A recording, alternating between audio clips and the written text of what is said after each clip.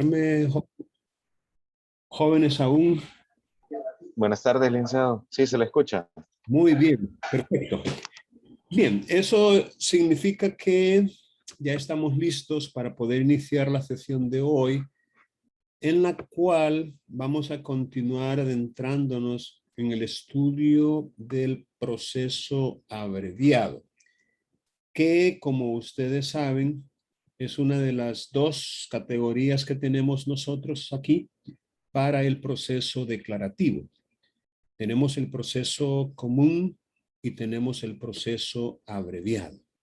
En teoría, ya estudiamos un poco lo que tiene que ver con el proceso declarativo común.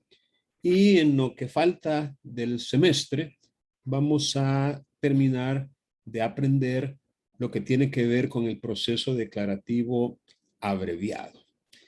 Vamos a vamos a hacer una pequeña revista o repaso de los contenidos que se han publicado durante la presente semana. Y como siempre, a recordarles la necesidad de repasar estos contenidos, de ser posible, antes de venir a la videoconferencia. Y de esta manera, en la medida que ustedes tengan inquietudes, preguntas, dudas o algunos aspectos que deseen que se aclare o explique más o mejor, pues esta es como la oportunidad para poderlo hacer. Estamos en la semana 15, en la cual se titula Proceso abreviado, acumulación y prueba antes de audiencia. O sea, vamos como poco a poco, ¿no?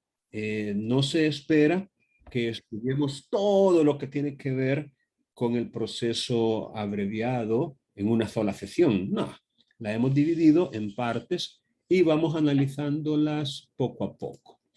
En las indicaciones de la semana se les dijo que vamos a continuar estudiando el proceso declarativo abreviado y esta vez analizaremos, dice, las reglas especiales de acumulación y la proposición de prueba para ser practicada antes de la audiencia única. Bueno, obviamente la propuesta de prueba se hace fuera de audiencia, antes. Y si es necesario, igual se practica esa prueba o ese medio probatorio fuera de audiencia, es decir, antes de que se señale el día y hora para ello. Como sabes, dice las indicaciones, todo este bloque o cómputo será para aprender el proceso declarativo abreviado. Por lo que en esta semana analizaremos otra vez la acumulación y la proposición de la prueba antes de la audiencia. Comienza de nuevo leyendo los artículos que en el Código Procesal Civil y Mercantil desarrollan la audiencia probatoria, con énfasis en un par de artículos nada más, el 419 y el 420, que desarrollan específicamente la temática de esta semana. Y luego se les ha pedido que continúen con el análisis, con el estudio, con la lectura del Código Procesal Civil y Mercantil comentado. Esta vez en una sola página, el autor Santiago Garderes se refiere a estos asuntos. Y aquí viene algo que para mí resulta clave, y es que para que en verdad comprendas esta temática, se les pide estudiar los dos artículos adicionales que se proporcionan.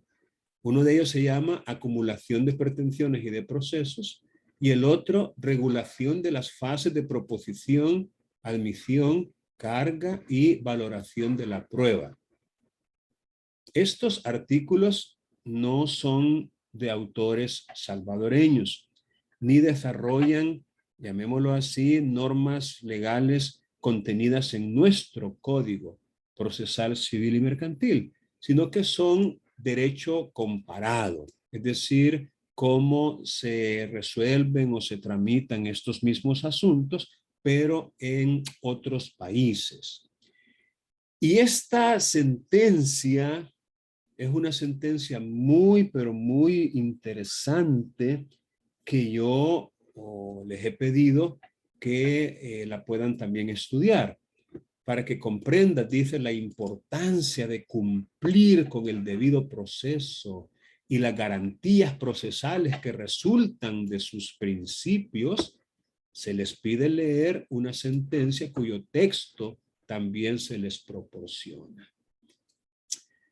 Luego se anuncia, digámoslo así, se anuncia la actividad de la semana, que en este caso sí tiene una ponderación sumativa.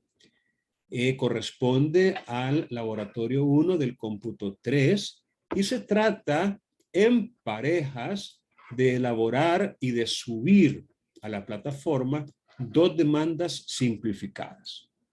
La una de carácter civil y la otra de carácter mercantil.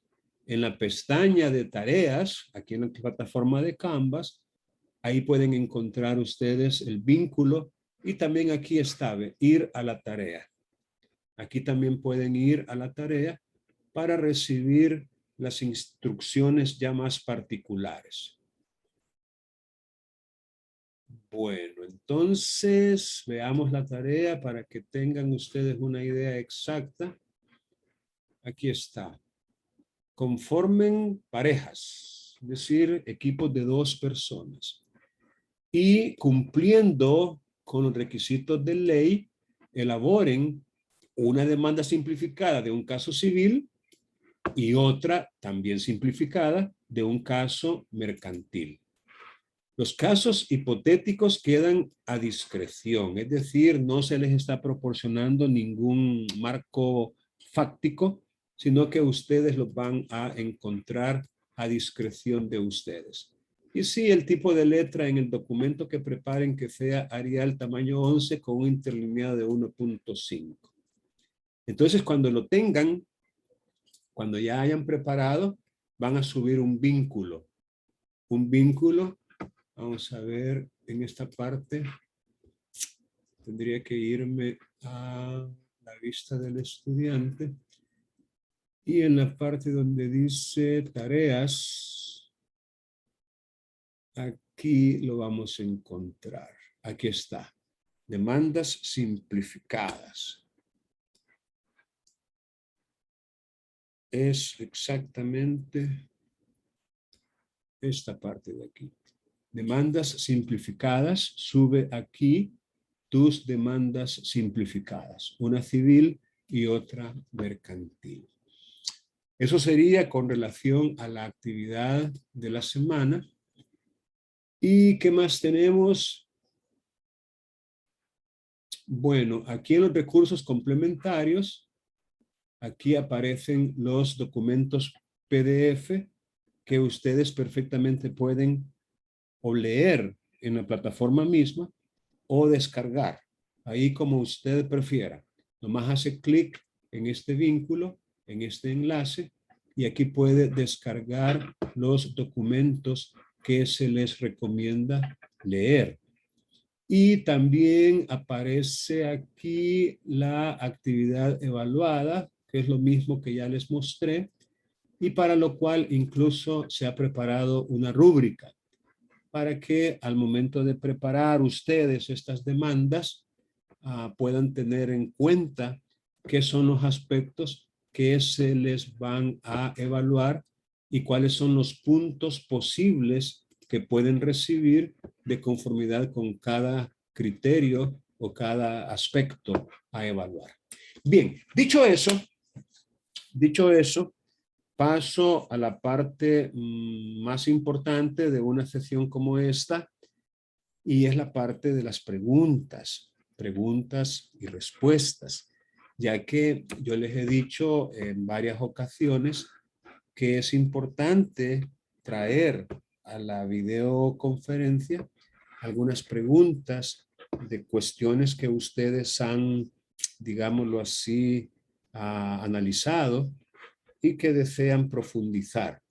O si al momento de leer les ha quedado alguna duda o algo que no entendieron bien, también lo pueden preguntar. Así que, a ver, ¿con quién va a ser el diálogo hoy? Ya pueden comenzar a preguntar.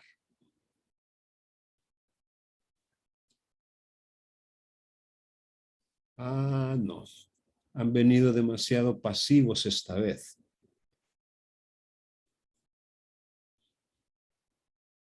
Hola, buenas tardes. ¿Qué pasó con su micrófono?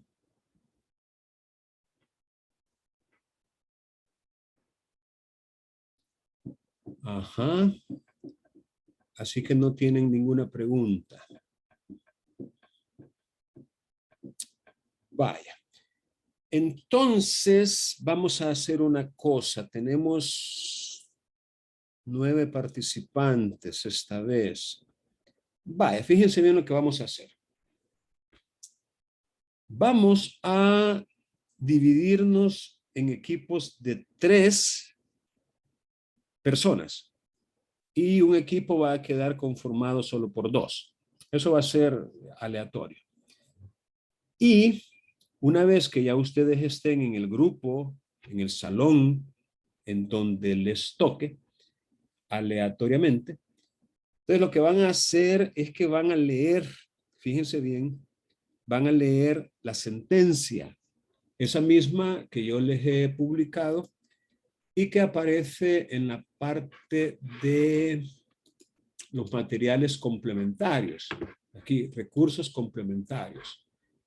Esta, donde dice texto PDF, sentencia, cámara, leer documento.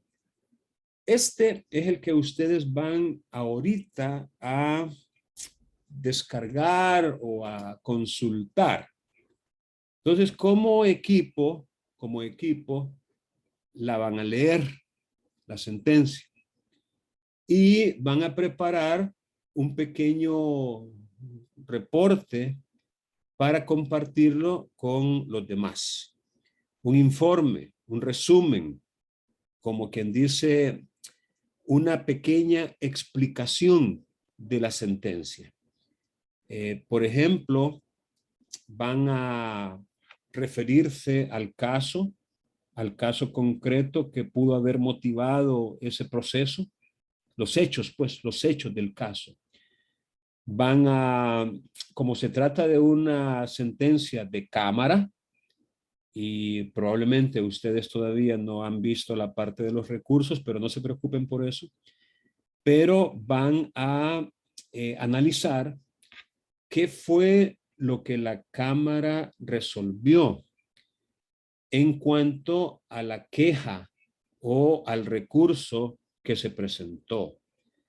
Como quien dice cuál fue la decisión que tomó la Cámara y por qué.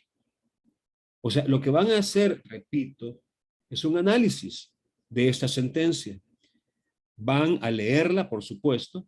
Allí ustedes pueden turnarse para ir leyendo párrafos por párrafos o como ustedes lo estimen conveniente, pero la van a leer. Y luego van, repito, a preparar un informe, un reporte, un resumen o una breve explicación para poder compartir siempre en esta misma sesión con sus compañeros y compañeras. De tal manera que van a tomar unos 20 minutos para poder analizar la sentencia y luego nos volvemos a reunir. Y ya cuando estemos de nuevo en la sesión, ya todos en la sesión o en el salón principal, en el room principal, allí por turnos igual, van a compartir con los demás lo que aprendieron de esa sentencia. Repito, los hechos del caso, la razón por la cual se llegó a la Cámara, ¿por qué se impugnó la resolución de primera instancia? Recuerden, el proceso inicia en un tribunal de primera instancia. Cuando se pronuncia la sentencia, la parte que no esté de acuerdo por haber resultado agraviada puede impugnar por medio de un recurso, en este caso de apelación. Y eso fue lo que pasó. Se apeló. Entonces usted va a explicarle a sus compañeros, después de haber leído la sentencia, por qué se apeló, quién apeló, cuáles fueron los argumentos por los cuales se apeló. Y luego va a analizar qué fue lo que la Cámara resolvió y por qué resolvió de esa manera. Cuáles fueron los argumentos de la Cámara, cuál fue la base legal, cuáles son los artículos en que se basó la Cámara para poder resolver de la manera que lo hizo. Repito, vamos a tomar, les voy a dar hasta la 1:30, vaya, les voy a dar más tiempo todavía. A la 1:30, dentro de 35 minutos, nos vamos a volver a reunir aquí en la sala principal y ahí van a tener oportunidad ustedes de compartir lo que han estudiado.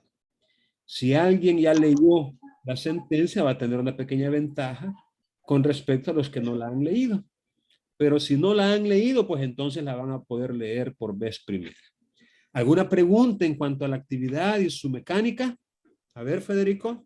Sí, Lick, yo solo quería saber si es la que está en el material complementario, Esa es. la C-41. Esa misma es.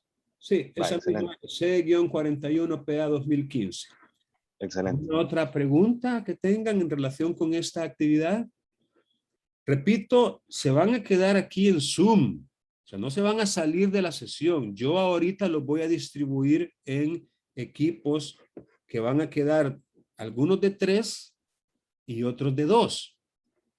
Es decir, vamos a hacer equipos para que puedan trabajar durante estos 30 y pico de minutos y luego al volvernos a reunir, ustedes van a comentar qué fue lo que aprendieron en base a lo que ya les expliqué.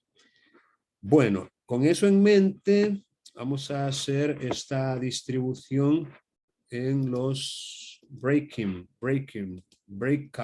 rooms. Vamos a hacer...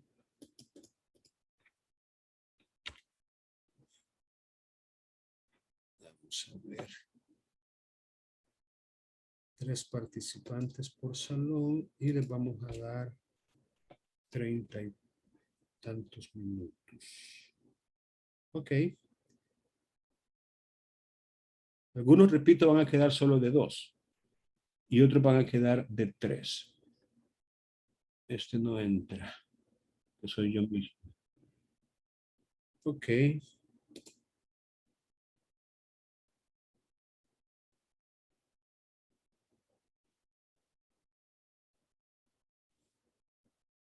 Última parte. Bien, después de haber tenido este espacio en el cual ustedes han podido, ¿qué les diré? Estudiar. Voy a quitar la cámara porque ya no estoy en casa.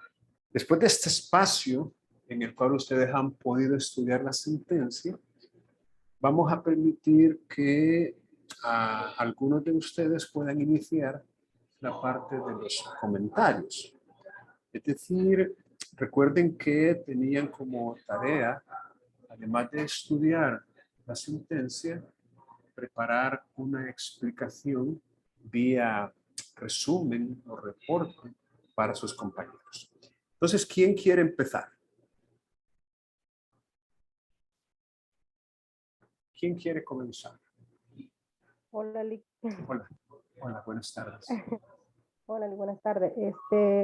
Bueno, Lick, según lo que logramos entender como grupo acá en la sentencia, que viene procedente del juzgado de lo civil de San Vicente y se remite a un proceso civil declarativo abreviado y, ¿verdad?, da la referencia, ¿verdad?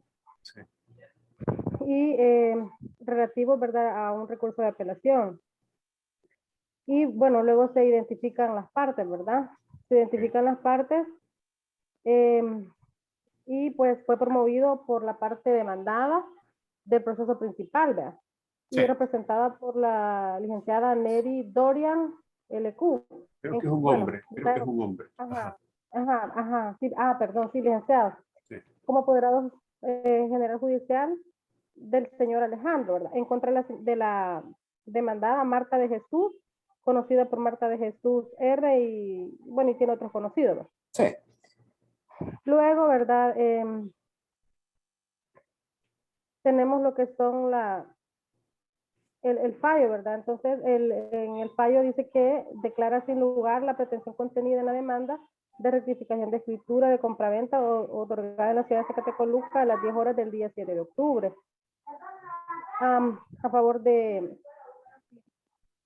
Alejandro. Vaya, hagamos una pausa. Ajá. Hagamos una pausa y esto va para todos y todas. Hagamos una pausa. Vaya, ¿cuál era la pretensión contenida en la demanda de primera instancia? ¿Qué es lo que el demandante quería en primera instancia? Eso va para todos, no solamente para usted. Cualquiera puede aperturar el micrófono y responder. O usted mismo, no hay problema. Según comprendí, que se impugnara una compraventa. Que se impugnara. Esa palabra tiene un significado jurídico. Que se impugnara. Que se dejara sin efecto o sin validez. Muy bien. ¿Alguien más quiere opinar con respecto a esto? Bueno, lo que voy a hacer entonces es que le voy a preguntar por nombre, porque todos estuvieron leyendo la sentencia y es la misma para todos. Vaya,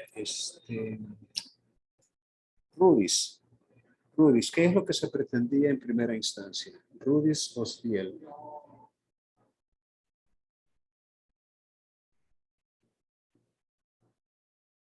Rudis, ¿me escucha?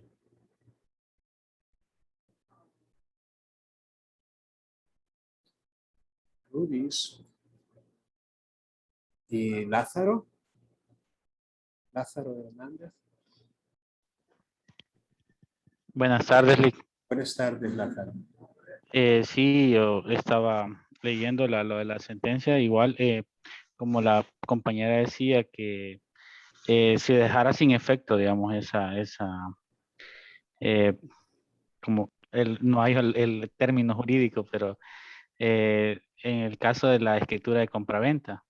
Muy bien. Entonces se interpone este recurso para, digamos, porque la audiencia no se hizo, la audiencia de proceso abreviado no se hizo correctamente.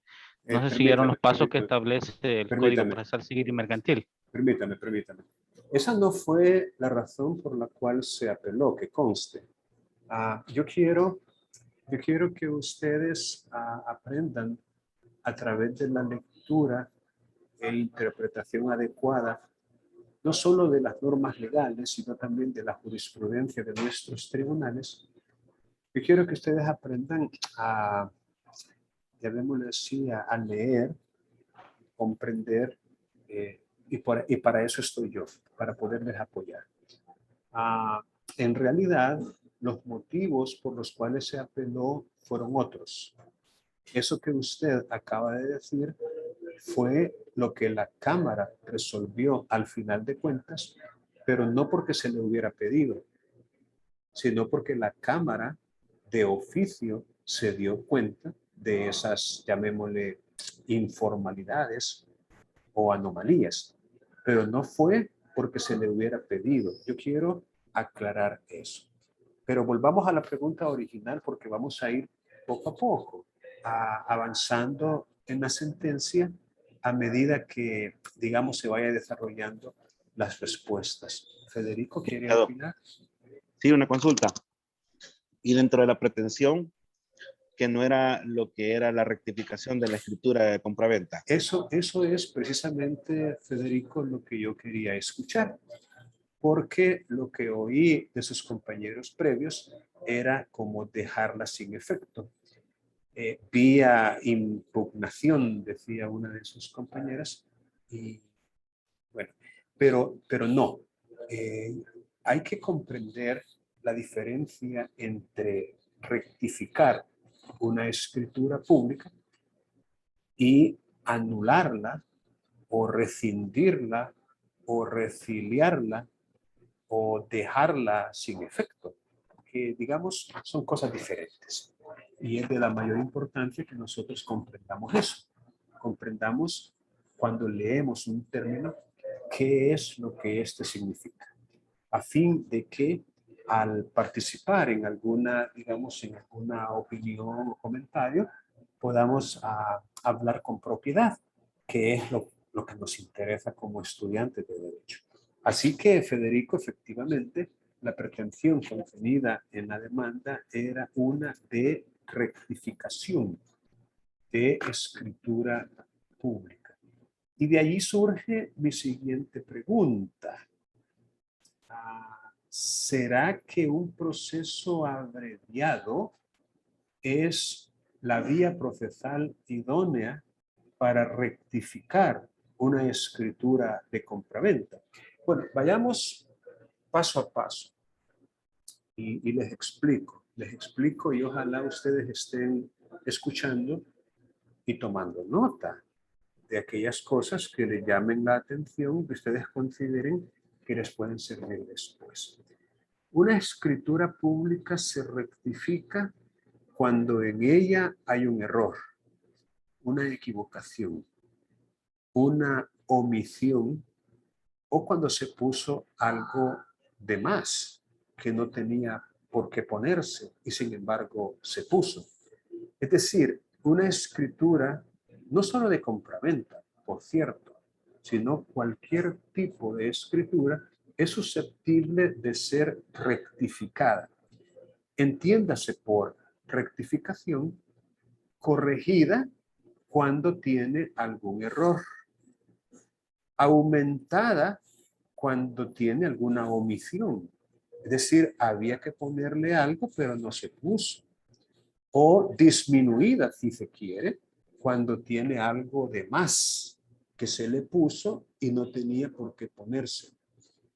Las razones para rectificar una escritura parten de que se cometió un error o una omisión o se le puso algo de más.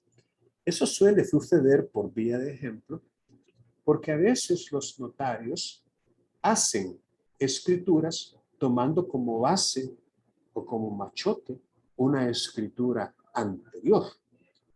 Y resulta que a veces en la escritura anterior había ciertos datos que el notario o su asistente tenía que haber quitado, pero a lo mejor por hacerlo a la carrera no se los quitó. De tal manera que en la escritura que imprimió en el protocolo y que finalmente fue la que le recogió firma a los otorgantes, quedó algo equivocado. Después hay que rectificar. Para otorgar una escritura de rectificación, tienen que acudir a ese acto las mismas partes que otorgaron la escritura. Es decir, se requiere identidad en los otorgantes. Tienen que ser los mismos. Y jurídicamente hablando. Una pregunta. Sí, le escucho. Y en el caso de la rectificación de partida, perdón, de la escritura, digamos, no lo puede hacer el mismo notario. No. El que otorgó la escritura. No, con los mismos comparecientes. No. Mire, la rectificación quienes la tienen que hacer son los mismos otorgantes. Claro, cuando uno estudia derecho notarial, uno se da cuenta de que una cosa es el notario autorizante, otra cosa es los comparecientes y otra cosa es los otorgantes. Le pongo un ejemplo. La cosa es, Cornelia, que mejor déjeme terminar la idea. Tome nota de la pregunta que le ha surgido, porque quizás cuando yo termine la idea, allí mismo se responda a su pregunta. O si no, si no se responde, entonces la puede formular.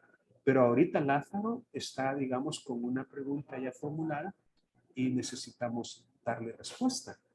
Y esa respuesta también le interesa a los demás y a usted. Entonces, esperen un ratito mientras le termino de contestar a Lázaro. ¿De acuerdo? Le decía a Lázaro que las personas que tienen que rectificar una escritura son los otorgantes. Y tomado ese término en sentido jurídico. En sentido jurídico, tan otorgante es la persona física que llegó originalmente como su heredero, en el caso de que hubiera fallecido. Si ha fallecido, el heredero pasa a ocupar su lugar. Otorgante, por cierto, es aquel cuyos intereses se ven afectados por el instrumento, ya sea para bien o para mal. Es decir, aquel a quien el instrumento del acto que contiene le beneficia o le perjudica, el otorgante. Y no es lo mismo otorgante que compareciente, en el sentido de que a veces el compareciente no es otorgante.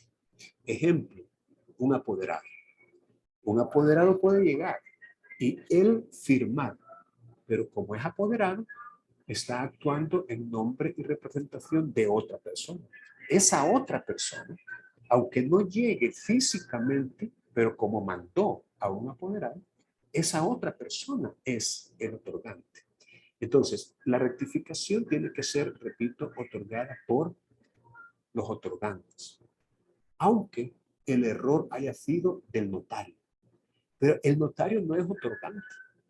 El notario es el autorizante del instrumento, pero a él como notario ni le beneficia ni le perjudica. Es más, está prohibido que él que él autorice un instrumento del que le resulte algún beneficio a él como notario. Eso está prohibido expresamente. Entonces, una rectificación, repito, la tienen que otorgar los mismos otorgantes. Ahora bien, eso no necesita intervención judicial por regla general. No es necesario ir con un juez para que el juez ordene la rectificación de una escritura pública, a menos que una de las partes no quiera otorgar esa rectificación. Y no tengo duda que ese pudo haber sido el caso que se planteó en primera instancia, que una de las partes no quiso voluntariamente, no quiso otorgar la rectificación y por eso se le demandó. Ahora sí puede formular su pregunta. Hola, disculpe, que me emocioné, pero sí, como usted dijo, contestó la pregunta. Me disculpo con el compañero también, lo siento. Bueno, ok. Entonces. Yo tengo una duda. Sí, sí, le escucho, Daisy. Vaya, en este caso, como dice que para la rectificación es necesario que estén las partes que se hicieron comparecer por primera vez en la compraventa. Digamos que una de las partes, digamos sea vendedor, ya no haya fallecido y esa escritura adoleció de ese error o de esa omisión, ¿qué trámite es el que se le da en ese caso? ¿Ya sería vía judicial? Sí. Todavía se puede hacer extrajudicialmente, en forma voluntaria, con aquellas personas que aceptaron la herencia del fallecido. Es decir, tengamos en cuenta que cuando una persona fallece y su herencia es aceptada por sus sucesores, ya sea por testamento o por ley, entonces prácticamente, decían los romanos, no pasa nada. Cuando alguien fallece, no pasa nada. Decían desde la antigua Roma. ¿Y por qué? Porque en ese caso sus herederos pasan a ocupar su lugar y a continuar las relaciones jurídicas que el difunto había iniciado en vida. Entonces todavía se puede hacer extrajudicialmente y en forma voluntaria con los herederos. Pero si no hubieran herederos, es decir, si no hubiera personas con intención o con la voluntad de aceptar la herencia dejada por esa persona, entonces hay que seguir un trámite judicial.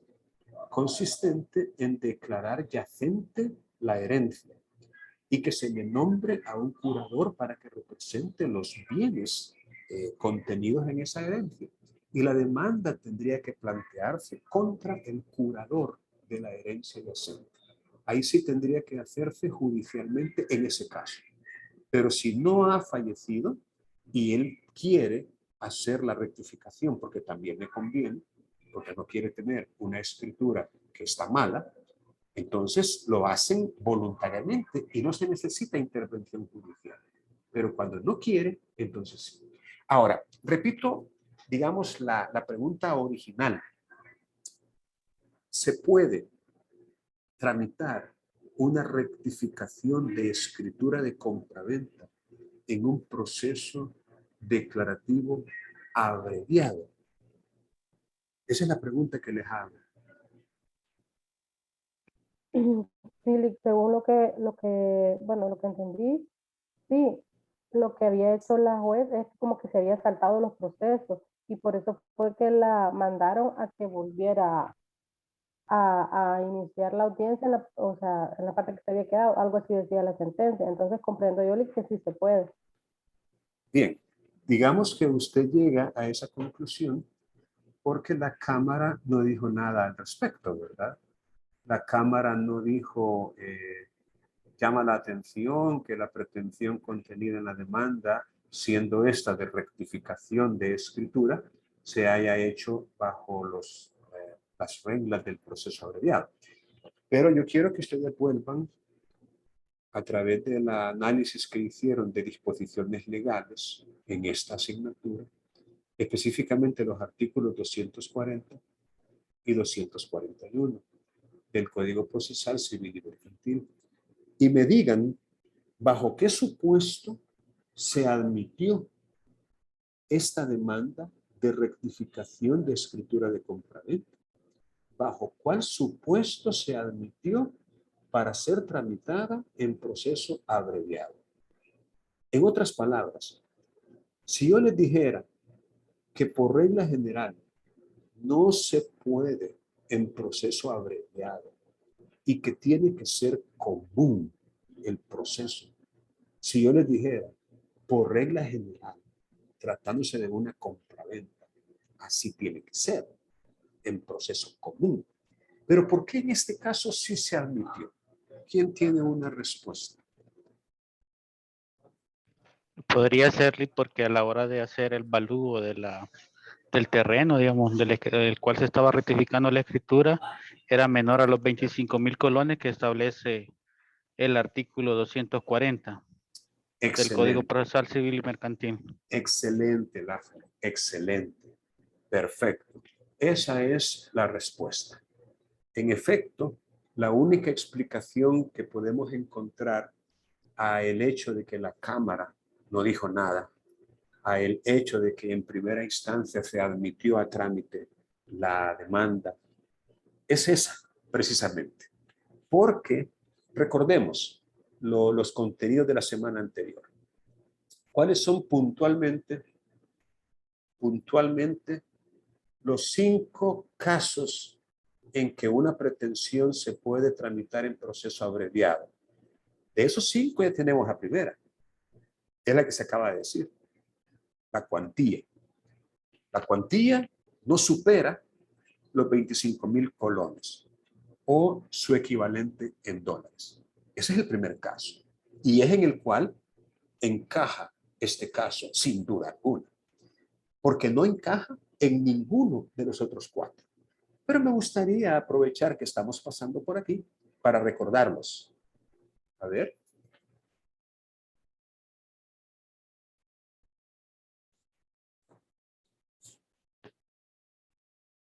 A ver. Ernesto. Okay, son los que menciona el artículo 241. Exacto, exacto. Pero repasémoslos porque es importante mantenerlos en la mente. Se decidirán por los trámites del proceso abreviado las demandas cuya cuantía no supere los 25,000 colones equivalente en dólares de los Estados Unidos de América. Primer Sería caso, el primero. correcto. Y luego, además, se decidirán por este trámite cualquiera que sea su cuantía. Las demandas, ordenar primero las demandas de liquidación de daños y perjuicios. Ok. Número 2 sería las demandas de oposición a la reposición judicial de títulos valores. El tercero sería las demandas relativas a la disolución y liquidación judicial de la sociedad. Y el cuarto sería las demandas de nulidad de sociedades. Exacto. Entonces, como vemos, no hay ningún ordinal que diga las demandas de rectificación de escrituras, ¿verdad?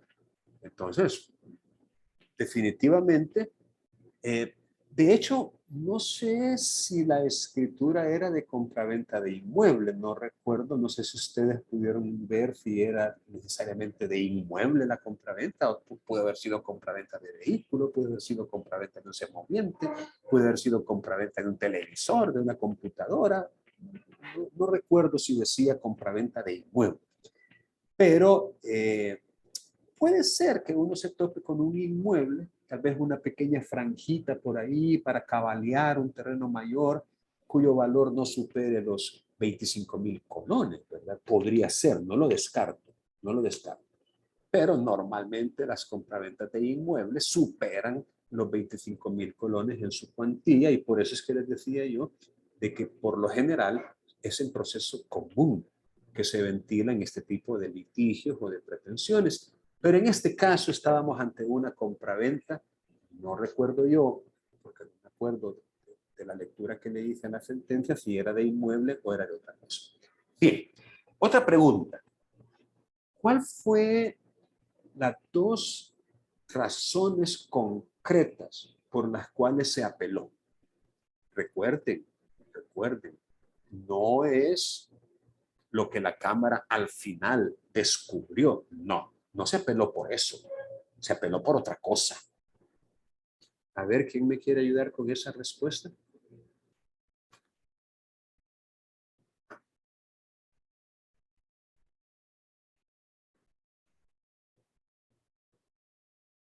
Hola.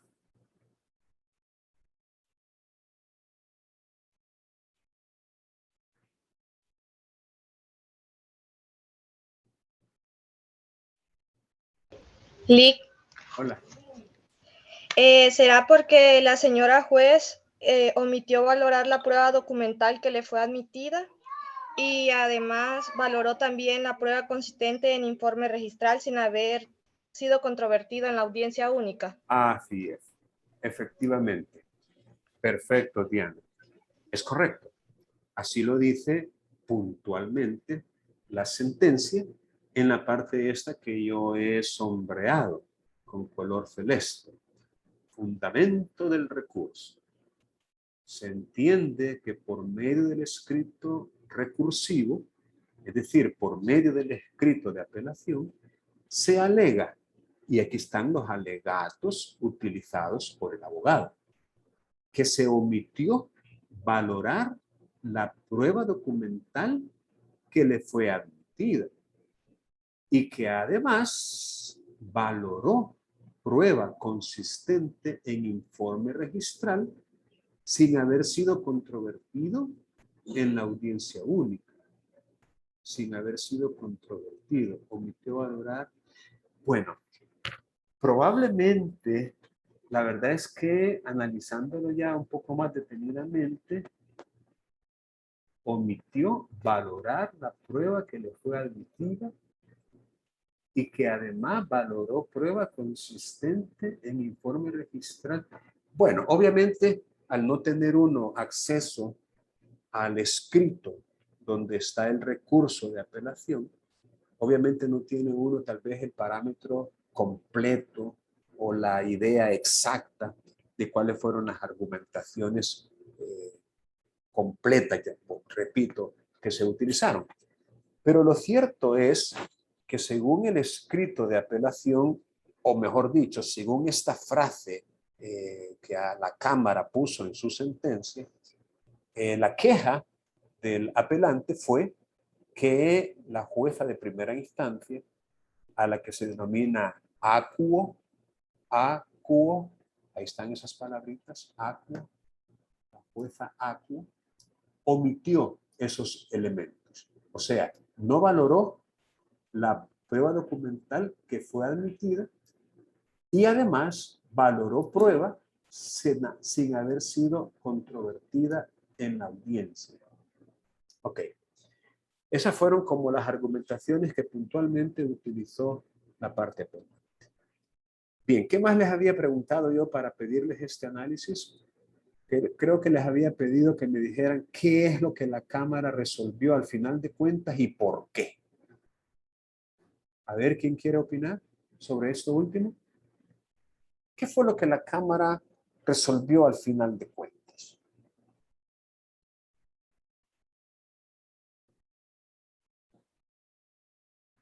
A ver, Rudis, ¿ya regresó usted o todavía está ausente? Rudis Osdiel. Yes, sí. Ajá. ¿Quién se anima? Sí, aquí estoy. Vaya.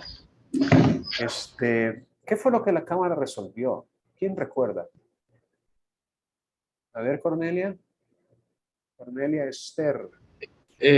Bueno, Bueno, dijo que en virtud de lo anterior, dijo que había que retrotraerse el presente proceso hasta la resolución de la admisión de la prueba y a la vez ordenarle al juzgado a AFO, no sé cómo se dice, que convoque a las partes para la continuación de la audiencia única del proceso abreviado, partiéndose de la etapa de la producción de la prueba admitida, a fin de que aquellas puedan de forma voluntaria hacer valer su respectiva pretensión. Prácticamente eso fue lo que resolvieron, ¿verdad? Sí. ¿Qué pasó entonces con la sentencia de primera instancia? ¿Qué había resuelto la jueza de primera instancia? ¿Había declarado al lugar a la rectificación o la había declarado no al lugar? Sí. Ajá. La declaró no al lugar. Exacto. La declaró no al lugar. Y probablemente por las razones que el apelante pudo haber dicho, ¿no? De que valoró un informe registral que no había sido controvertido y dejó de valorar una prueba documental a pesar de haber sido admitida. Miren,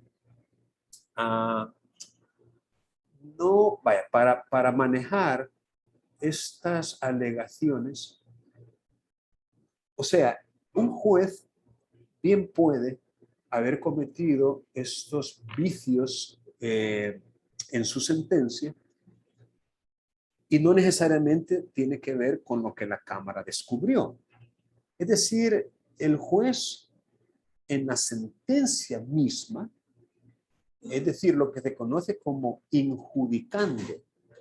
Le voy a explicar dos términos. Injudicando. Injudicando. Traducido al español significaría al juzgar, al resolver. Es decir, ya en la sentencia. Un juez puede cometer vicios injudicando, o sea, al juzgar. Pero un juez también puede cometer vicios improcedendo. Improcedendo, creo que esa es la palabra, es latina, improcedendo. Traducido al español significaría al proceder, o sea, al dirigir las distintas actuaciones procesales. Es decir, un vicio en la forma, no en el fondo, sino en el manejo, llamémoslo así, del proceso. Según lo que la Cámara resolvió al final de cuentas, el juez de primera instancia cometió vicios improcedendo, no injudicando. Es decir, los errores que cometió el tribunal y que fueron advertidos por la Cámara tienen que ver con el proceso mismo, con la manera en que el juez lo tramitó.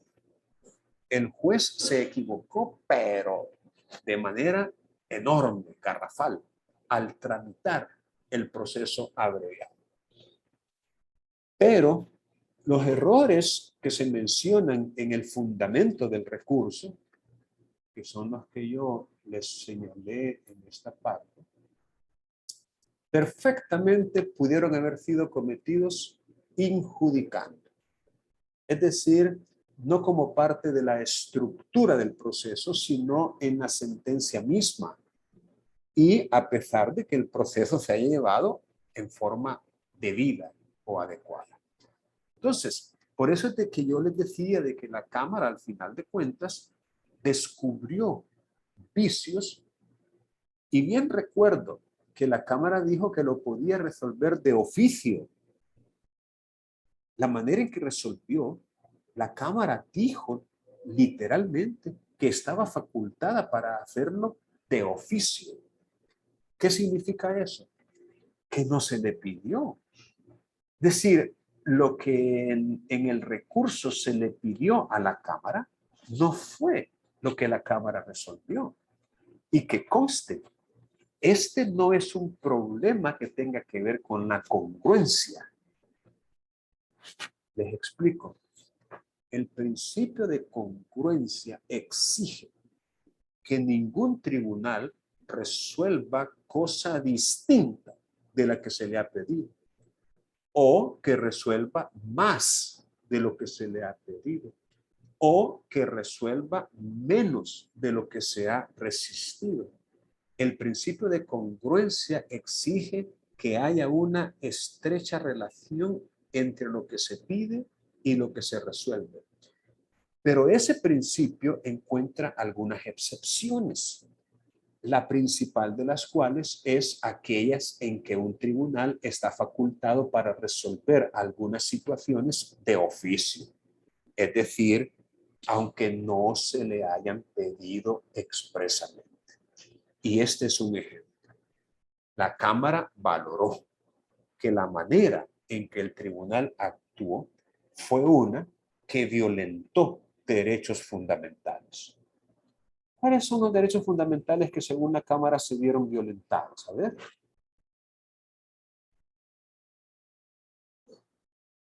¿Cuáles son?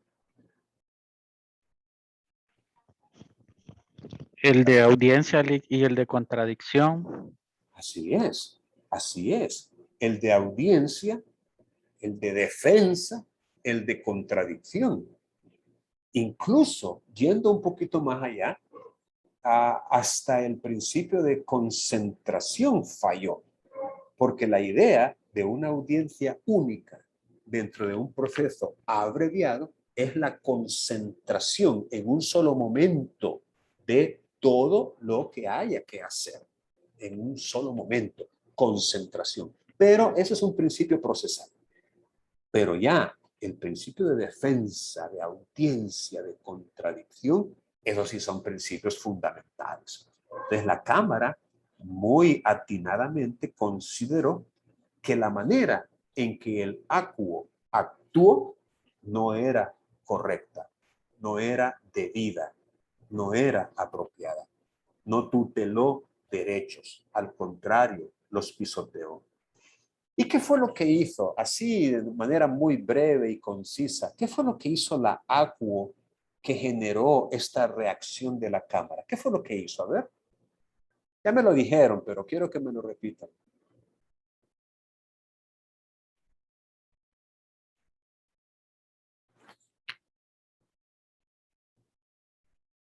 Daisy.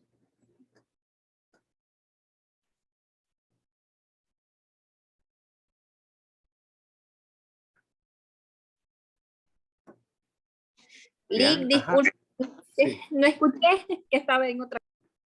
ahí está el detalle. Que la pregunta es, ¿cómo actuó durante la audiencia única el tribunal o el juez de primera instancia? ¿Qué fue lo que hizo que la Cámara prácticamente le reprochó?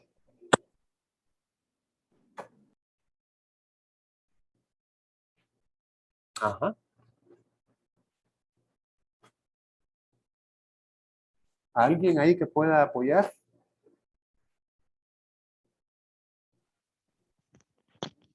Lick, que no actuó el juez correctamente en el sentido de la realización de la audiencia, ya que no siguió los pasos o procedimientos que establece el Código Procesal Civil.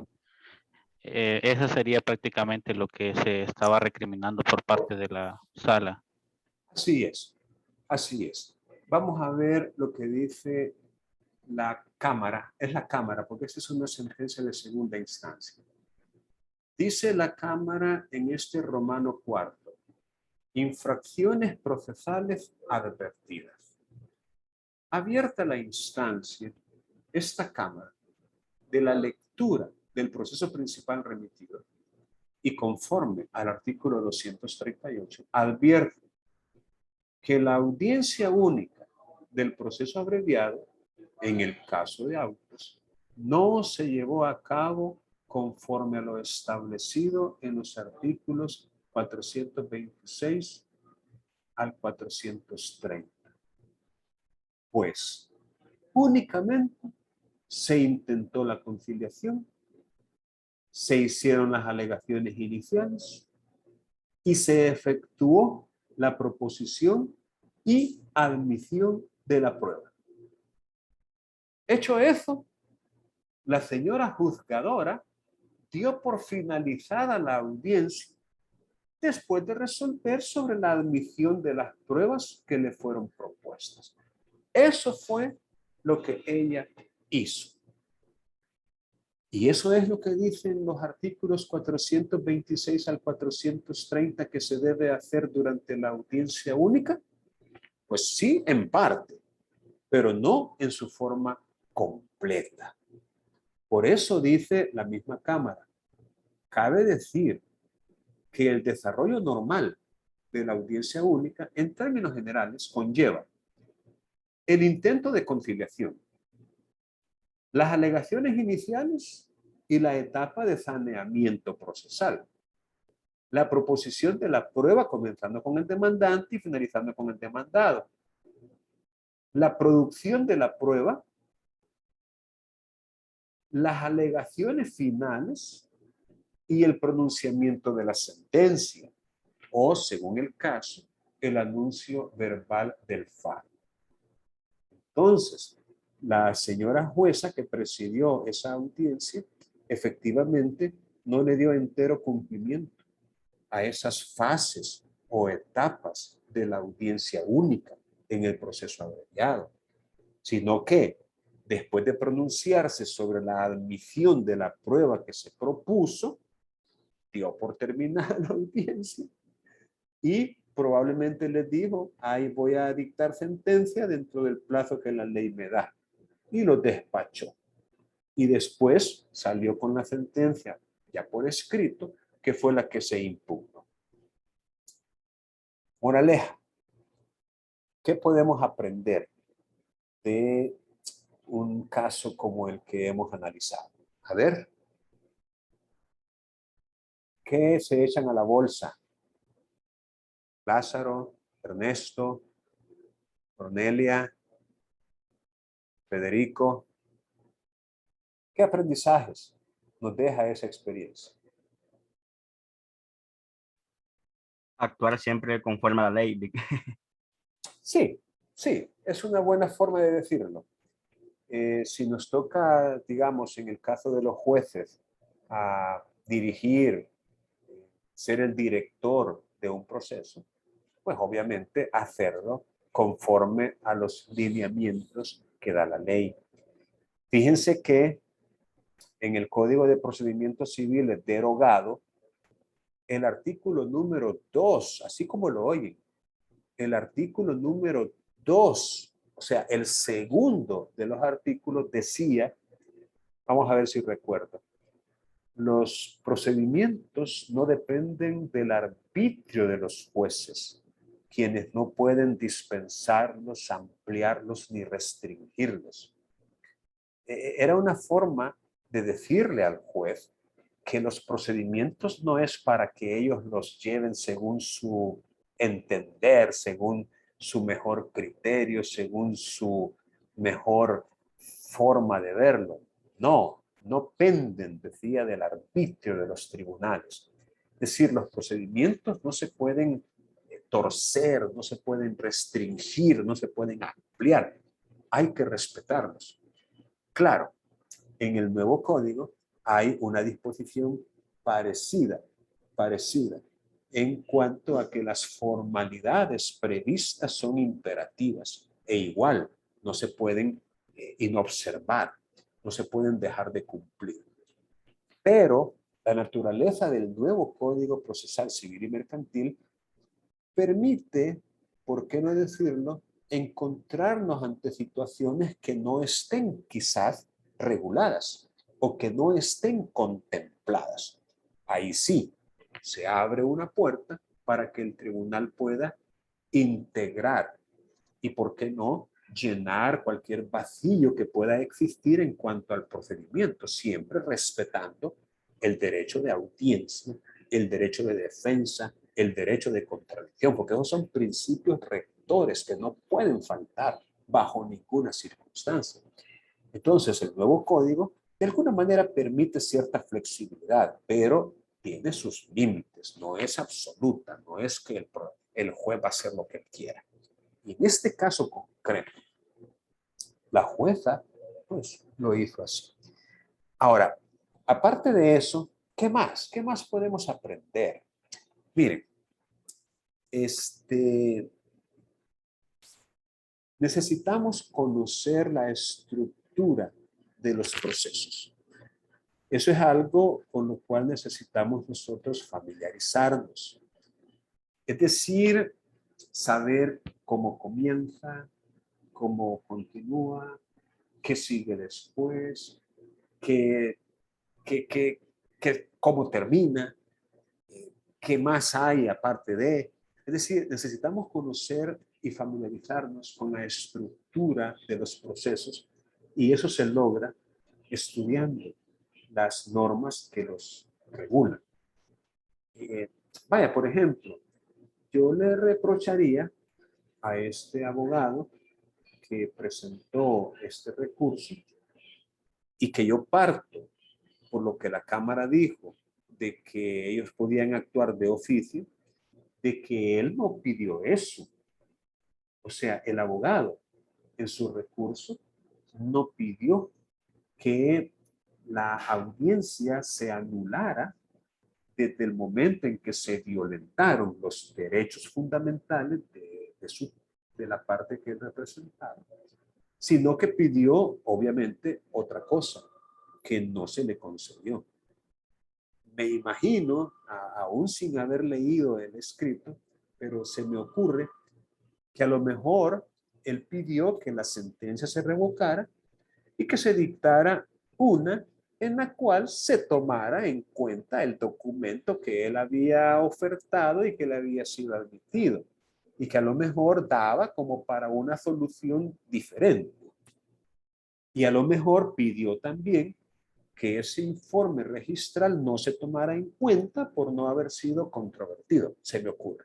Pero quizás nunca se le pasó por la cabeza pedir que la audiencia se continuara y que a partir del momento en que la prueba había sido admitida, pues que se produjera efectivamente dentro de la audiencia, que se valorara dentro de la audiencia y que se dictara por lo menos el fallo dentro de la misma audiencia y no después, porque lo que se puede escribir después es la sentencia, pero el fallo se tendría que haber pronunciado dentro de la misma audiencia. Entonces, si nosotros conocemos la estructura correcta, pues podemos estar en posición, vía recurso, de pedir que se corrija, que se enmiende, que se restauren los derechos que han sido inobservados. Pero si no conocemos esa estructura, pues vamos a apelar nomás porque la resolución no nos favoreció. Y vamos a utilizar argumentos que, si no es porque la Cámara tiene un conocimiento de esta estructura, a lo mejor, imagínense que ni la Cámara conociera esa estructura y, o sea, estaríamos prácticamente perdidos.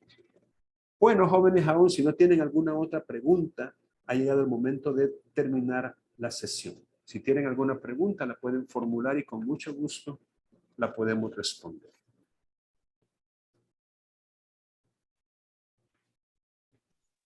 Todo claro, Lic. Ok, gracias. Bueno, siendo así, tengan todos y cada uno de ustedes muy buenas tardes y ahí seguimos en contacto. Cuídense mucho.